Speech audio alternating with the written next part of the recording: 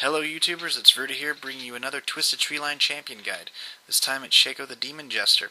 This guide is going to primarily focus on the cloak and dagger playstyle that Shaco so perfectly exhibits, but will also address the basic ins and outs of the champion. Shaco is a melee DPS champion in League of Legends, but is perfect for the Twisted Treeline due to his fantastic mobility. Shaco can be a great champion for 5s, but again keep in mind that with the smaller team fights and his ultimate, he has a much easier time being influential. My masteries, rune choices, and item development will be for the 3v3 setting. Let's start with masteries. For the masteries, I actually take a 9021 utility tree. There will be a link in the description that will take you to leaguecraft.com where you can see exactly what I've taken. This is what I consider a utility Shaco build. Your focus on this map needs to be about 3 main things: keeping the neutral buffs, team participation, and outfarming your opponents. Let's go ahead and talk about our runes. For my quints and my reds, I take attack speed percentage. For yellow, I take flat mana per 5. And for my blue, I take ability cooldown reduction per level. The attack speed is helpful for all those on-hit items you'll be taking, and the mana regen is for the early game where Shaco's mobility is only limited by his mana pool. The blues are optimal after level 13, and rarely will you have your in-game items before that point. Let's talk about the basics. Shaco's a very roguelike character, especially with his passive backstab. Shaco does a bonus 25% damage when striking a unit from behind. Shaco's Q is his Deceive. It allows him to be instantly teleported to a target location while stealthed, and his next attack will auto-crit for bonus damage. Shaco's W is Jack in the Box, which drops a stealth box that will fear nearby units and attack them when they come too close. Shaco's E is 2 Shiv Poison. It passively poisons the target on hit, giving them a chance to miss and slows temporarily. You can also activate this ability and throw the shivs to deal damage to the target. Shaco's R, his ulti, is Hallucinate. This ability creates an illusion of himself near him, which can attack nearby enemies. This fake Shaco will look the same as your character minus any buffs that your champion currently has. Upon death, it will explode, dealing damage to all nearby units. It can be controlled and does receive on-hit procs, but it does have a limited lifetime. For skilling order, 1 rank of Jack in the Box, 1 rank of Deceive, and then at 3 snag 2 Shiv Poison.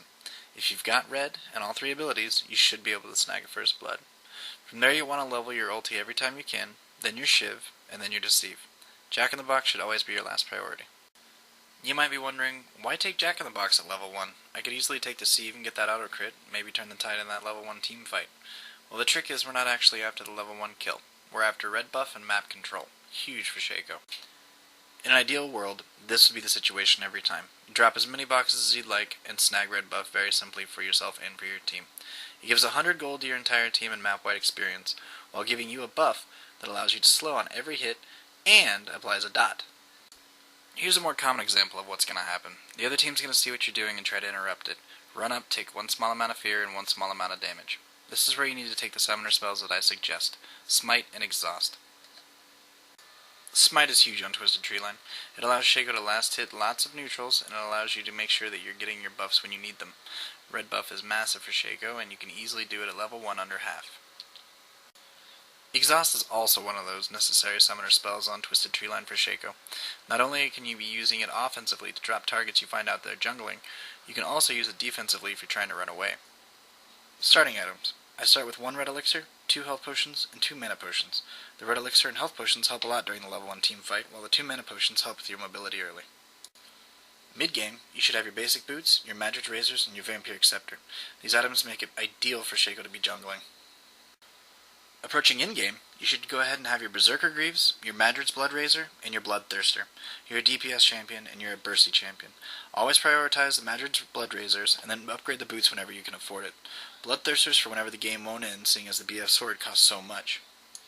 Another variation of this build includes a Sunfire Cape. Now that's a great option if the champions are squishy, but a lot of times on Twisted Treeline, there'll be more than 1 tank.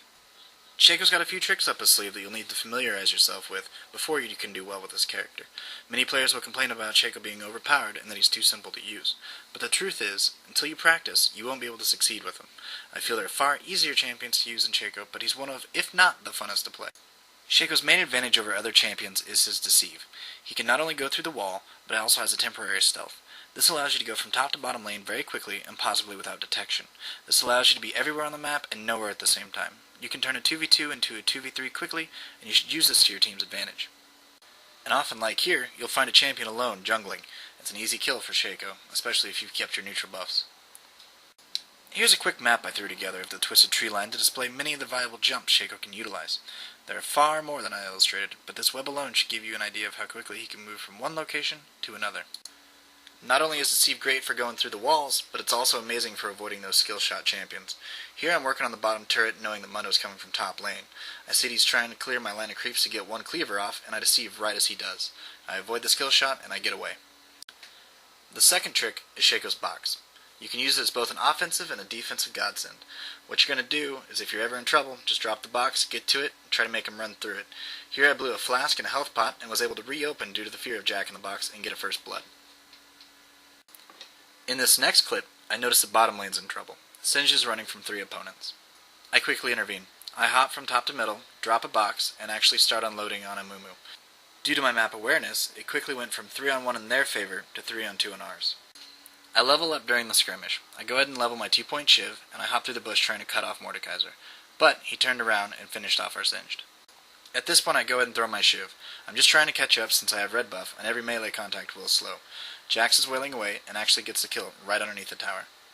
Luckily, I'd activated a health pot, otherwise the tower may have gotten the kill on me. Shaco's third trick is the dagger to his cloak. Using your 2 shiv can be a bit mana intensive at first, but the slow and the damage is amazing for slowing a kill. It can be thrown through the walls even when you shouldn't stick around to participate. In this clip, the damage quickly got too much for me to handle. I go ahead and double back around with a deceive, and then I line up for throwing a shiv just to help out the team. Jax actually gets the kill, gets the ace, and it actually ends this game on this team fight.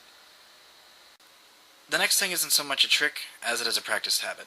Potions and elixirs. This is what will separate a good player from the decent ones on the 3v3 map. While saving up for that shiny new weapon upgrade may sound like the way to go, you need to maximize your time on the field. More time in the lane and the jungle is more experience and more gold. I suggest getting the largest part of your build at any one time, and then spending the rest of the available gold you have on potions. Just think about it this way.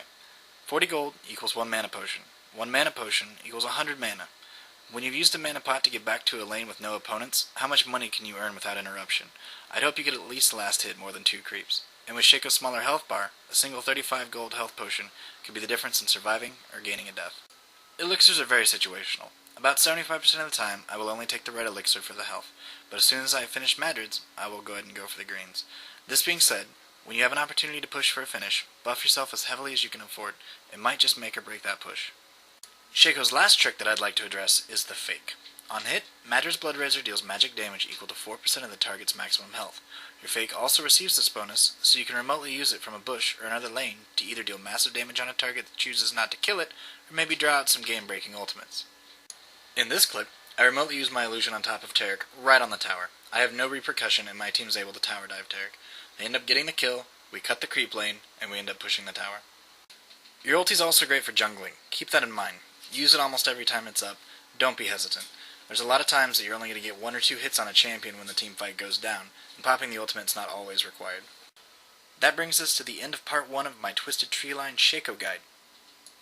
Hopefully this part 1 gave a quick overview for some of the players that may not have been very familiar with him, or people that were, gave you a little bit clearer idea of what he was capable of. At this point, I'd go ahead and like to do a special thanks for Rich Kong 15 and the Fattest Kid. They sat down on a Thursday night and did 4 games with me. All of them were wins, and it was a very enjoyable experience. We had a really good time filming this. Got a lot of good footage, and hopefully this helps some other players out. At this point, I'm going to go ahead and direct you to part 2 of the Twisted Treeline Shaco guide. In my description, I'm actually going to have a link that will take you there. Basically, it's going to be a couple of those 4 games that I played with those guys. I'm just going to narrate what I've done, what my thought process was. It'll actually give you a little bit better idea of what I do. You'll actually be able to see how much time I spend in jungle, how much time in lane, how much I'm crossing, and you'll be able to see what's going on. So, thank you very much for watching. Please rate, comment, subscribe. Let me know if there's something else you'd like to see. I know I took a really long time on getting this one out, but I was actually just really busy for a month, and all that's kind of calmed down now for the summer. So, thank you very much, and have a good one.